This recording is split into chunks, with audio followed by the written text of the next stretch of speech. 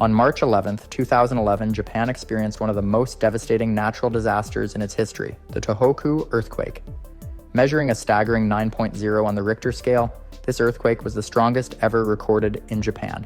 It struck off the eastern coast deep under the Pacific Ocean, with the epicenter located about 70 miles east of the city of Sendai. The massive quake occurred at around 2:46 p.m. local time and lasted for several minutes, shaking the entire island of Honshu. The tremors from the earthquake were felt across the country, with buildings swaying in the capital, Tokyo, and the surrounding areas. But the earthquake wasn't just a terrifying moment for the people of Japan, it set off a chain of catastrophic events. The shaking of the earth caused enormous damage, and the ground itself was displaced. In fact, the Tōhoku earthquake was so powerful that it caused the island of Honshu to shift eastward by about 8 feet. The land movement was so intense that it even affected the Earth's rotation, shortening the length of a day by a fraction of a second. The immediate destruction caused by the earthquake was overwhelming. Buildings collapsed, roads cracked open, and entire communities were left in ruins. Infrastructure was severely damaged, including railways, bridges, and power lines, leaving many areas without electricity, water, and communication. But as if the earthquake itself wasn't enough, it triggered something even more destructive: the tsunami. Within minutes of the earthquake, the sea began to rise. Waves, some reaching heights of up to 130 feet, surged across the coastline. The tsunami slammed into the eastern shores of Japan, moving at speeds of up to 500 miles per hour, faster than a commercial jet. Entire towns and villages were swept away in seconds, as the relentless force of the ocean drowned homes, vehicles, and buildings. It wasn't just the size of the waves that caused the destruction, it was the sheer speed and power behind them. Entire neighborhoods were wiped off the map, and the death toll began to rise rapidly. In addition to the overwhelming destruction, the tsunami also caused a massive environmental impact. The powerful waves flooded fields, forests, and rivers, turning once thriving ecosystems into disaster zones. The aftermath left behind a landscape of devastation, and the cleanup and recovery efforts would take years. Even more alarming was the damage to the Fukushima Daiichi nuclear power plant. The tsunami crippled the facility, knocking out backup generators and leading to meltdowns in several reactors. This sparked an international nuclear crisis as the world watched in horror, unsure of how far the contamination would spread. The scale of the Tōhoku earthquake and tsunami left the country reeling. It wasn't just a natural disaster, it was a life-altering event that shook the very foundation of Japan. Survivors would soon face unimaginable challenges as they dealt with the immediate aftermath. The destruction was just the beginning. The first few hours after the Tōhoku earthquake were filled with chaos and confusion. As aftershocks continued to rattle the country, it quickly became clear that the scale of the destruction was far worse than anyone had anticipated. Communication lines were down, and power outages affected millions. Many people found themselves trapped under rubble, while others scrambled to find shelter and basic necessities. Rescue operations were immediately put into action, but the damage was so widespread that it was difficult to know where to start. In the hardest hit areas, such as Sendai and other towns in the northeast, entire neighborhoods had been wiped out by the tsunami. In some cases, there was nothing left but a sea of debris. Families had lost homes, loved ones, and their entire livelihoods in a matter of hours. Emergency response teams, both local and international, faced incredible challenges in trying to locate survivors, often working in unsafe and difficult conditions. The destruction of roads, bridges, and airports made it nearly impossible to reach the worst affected areas quickly, and search and rescue teams had to rely on boats and helicopters to carry out their operations. The devastation also left the Japanese government scrambling to coordinate efforts on a massive scale. Within the first day, it became clear that the damage was beyond what anyone had imagined.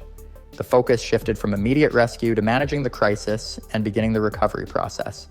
Thousands of people were displaced, living in temporary shelters, with limited access to food, water, and medical care. The government quickly declared a state of emergency and sent troops and aid workers to help with the relief efforts. Meanwhile, the tsunami's impact was still unfolding. The relentless surge of water had left thousands of people stranded, especially in coastal towns and fishing villages, where the waves had come in so fast that there was no time for evacuation. In some places, the water had pushed inland for miles, leaving behind flooded fields, destroyed homes, and overturned cars. Survivors were left to pick up the pieces of their lives, but many didn't know where to begin. The loss of life was unimaginable, and the trauma of seeing everything they knew and loved swept away was overwhelming. As the death toll continued to climb, there was a desperate need for medical care.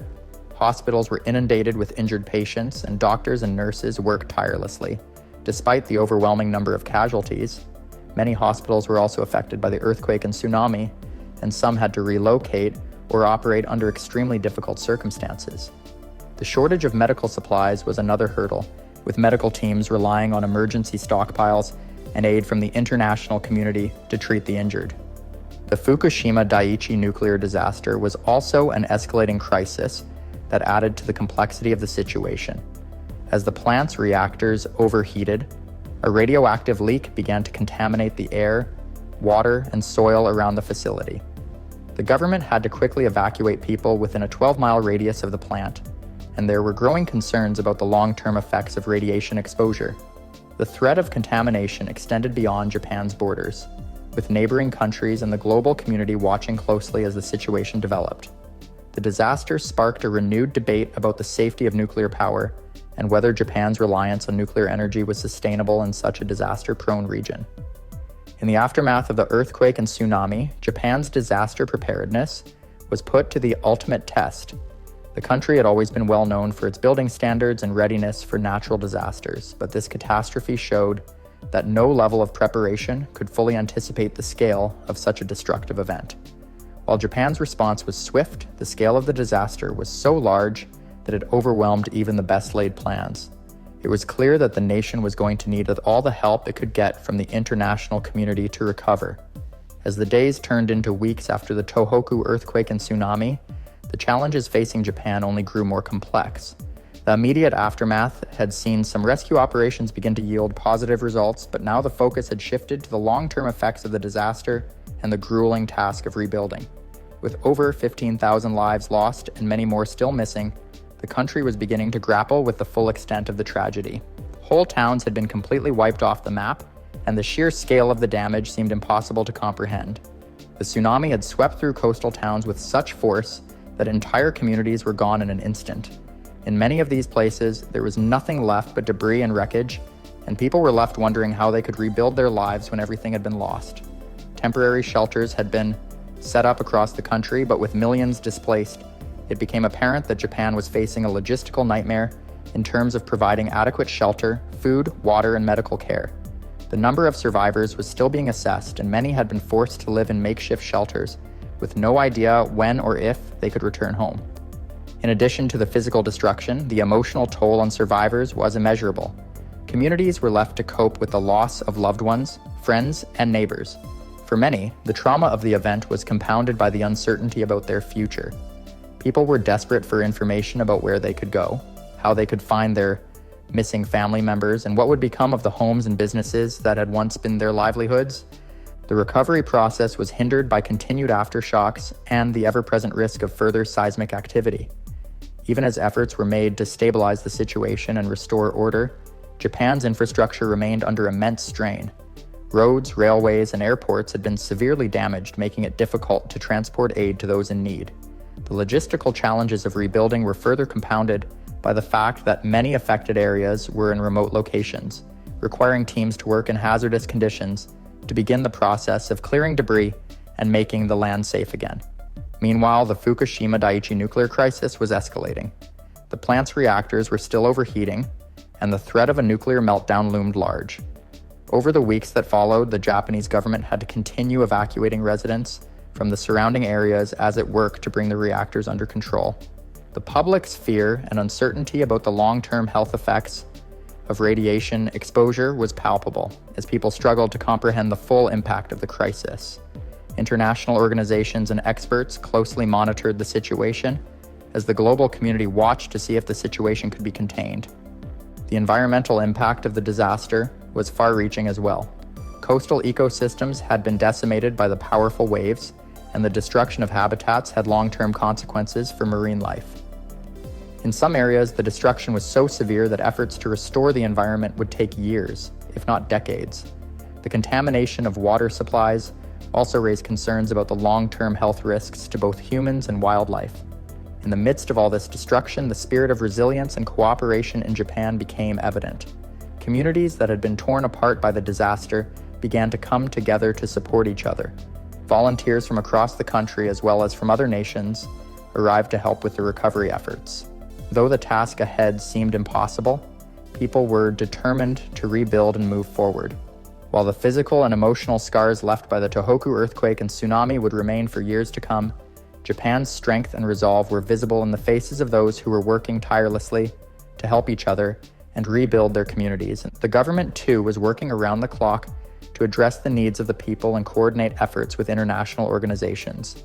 Aid was being funneled into the hardest hit areas, and as the weeks passed, there was a glimmer of hope that recovery would one day be possible, even if the road ahead was long and uncertain. Despite all the devastation, Japan's ability to unite and push forward in the face of unimaginable loss was truly remarkable. Months passed after the Tōhoku earthquake and tsunami, and Japan's recovery began to take shape, though the process was slow and fraught with challenges. As the immediate crisis started to settle, the true scope of the disaster's long-term effects on the country's infrastructure, economy, and society became more apparent. Reconstruction was an overwhelming task, but the people of Japan, known for their resilience, were not backing down. The nation was determined to rise from the ashes of the catastrophe and rebuild stronger than before, but it would take time. The scale of the destruction continued to unfold as teams of engineers, construction workers, and volunteers worked tirelessly to rebuild roads, homes, schools, and businesses. However, much of Japan's infrastructure had been completely wiped out, leaving vast areas uninhabitable. Some towns, once thriving communities, were now ghost towns. Many citizens faced the harsh reality that their homes were gone and they had nowhere to return to. For those who had been displaced, living in temporary shelters for months became a way of life. Even with the help of international aid and volunteers, the sheer amount of debris that needed to be cleared was staggering. Heavy machinery worked day and night to make roads passable again, while thousands of tons of wreckage were removed from the affected areas.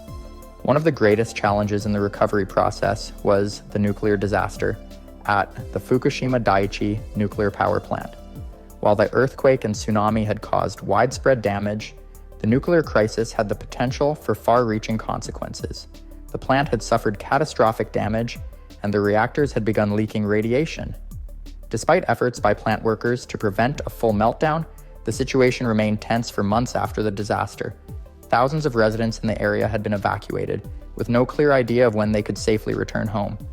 The radioactive contamination was a real threat, and the Japanese government faced enormous pressure to contain the disaster. Over time, efforts to stabilize the reactors progressed, but the impact of the meltdown on both the environment and public health was only beginning to be understood.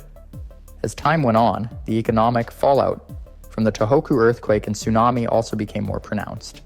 The damage to Japan's industrial sector was severe, and the country faced significant losses in its manufacturing industries. Many factories, especially those in the hardest hit regions, had to shut down indefinitely. Even industries outside the immediate impact zone felt the repercussions as disruptions to the supply chain caused by the disaster spread throughout the country. The nation's economy had already been fragile due to prior challenges, and the earthquake and tsunami added another layer of strain. It was clear that recovery wouldn't just be about rebuilding homes and businesses. It would also require significant effort to revitalize the economy and restore livelihoods. The environmental impact was another lingering concern. In addition to the devastation caused by the tsunami, the contamination of soil and water from the Fukushima nuclear disaster posed significant challenges for agriculture and fishing industries. Farmers in affected areas faced crop failures due to the destruction of land and the spread of radioactive material. Fishers, too, found their livelihoods threatened as radiation-tainted waters affected the fishing industry. Many coastal towns had to halt their fishing activities for months, and restoring the health of marine ecosystems would take years.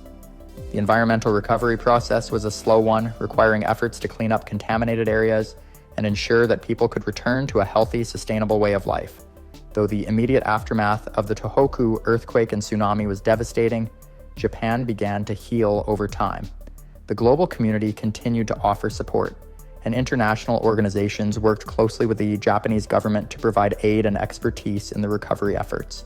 The emotional toll on survivors, however, was deep. Many had lost loved ones, homes, and entire communities, and the process of healing was just beginning. Mental health support became a critical aspect of the recovery efforts, with survivors being encouraged to seek counseling and community support to cope with the trauma they had experienced. Japan's commitment to its recovery was unwavering. Over the months, as rebuilding efforts gained momentum, the country's sense of unity and resilience became even more apparent. Communities that had once been torn apart were now coming together to support each other. Volunteers continued to arrive from across Japan and beyond, offering assistance in every form imaginable. Despite the long road ahead, Japan had taken its first steps toward recovery, and the people showed the world that their spirit would not be broken by even the most devastating of disasters. As the years went on, the recovery from the Tōhoku Earthquake and Tsunami continued. Though the scars of that fateful day would remain for a long time, the physical destruction caused by the disaster was gradually repaired. But the emotional and psychological toll it took on Japan's citizens was something that could not be rebuilt in the same way. Survivors were left with memories of loss and fear, memories that would linger long after the debris was cleared. For many, the recovery process became about more than just rebuilding homes or cities. It was about rebuilding lives. In the aftermath, Japan made important strides in disaster preparedness and safety. The Tōhoku Earthquake and Tsunami were grim reminders of the vulnerabilities the country faced, and the nation took these lessons seriously. Japan implemented stricter building codes and disaster response protocols, ensuring that future generations would be better prepared to handle any kind of natural disaster. Early warning systems were improved, and emergency drills became more frequent, with both citizens and officials learning how to respond more effectively in times of crisis. Internationally, the Tōhoku disaster prompted a re-evaluation of nuclear energy and its safety.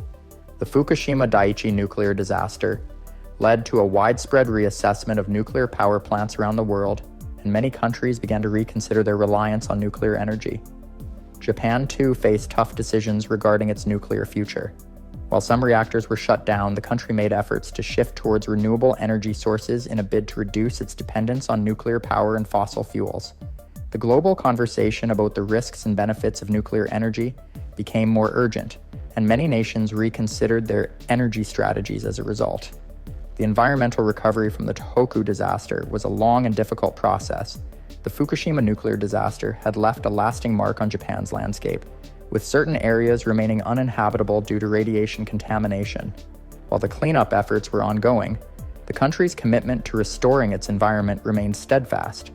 Local ecosystems, especially in coastal areas, began to show signs of recovery, though some species of marine life still face challenges due to the contamination. Over time, efforts to restore damaged ecosystems and promote sustainable practices gained momentum. The emotional impact of the disaster also left a profound mark on Japan's culture and psyche. Families who had lost loved ones found solace in their shared experiences, and many people felt a renewed sense of community as they came together to help each other. The disaster had brought out the best in people, with volunteers from around Japan and the world coming to support those in need. Despite the immense pain, the Japanese people demonstrated extraordinary resilience, showing the world that even in the face of such overwhelming loss, hope could still flourish. In the end, the Tōhoku Earthquake and Tsunami served as a reminder of nature's immense power and the importance of preparation. The disaster tested Japan's strength, but it also highlighted the unbreakable spirit of its people. While the immediate impact of the disaster was devastating, the response to it revealed a nation committed to learning from tragedy and building a more resilient future. Though the wounds from that day may never fully heal, Japan's recovery demonstrated the strength of human perseverance and the power of unity in the face of disaster.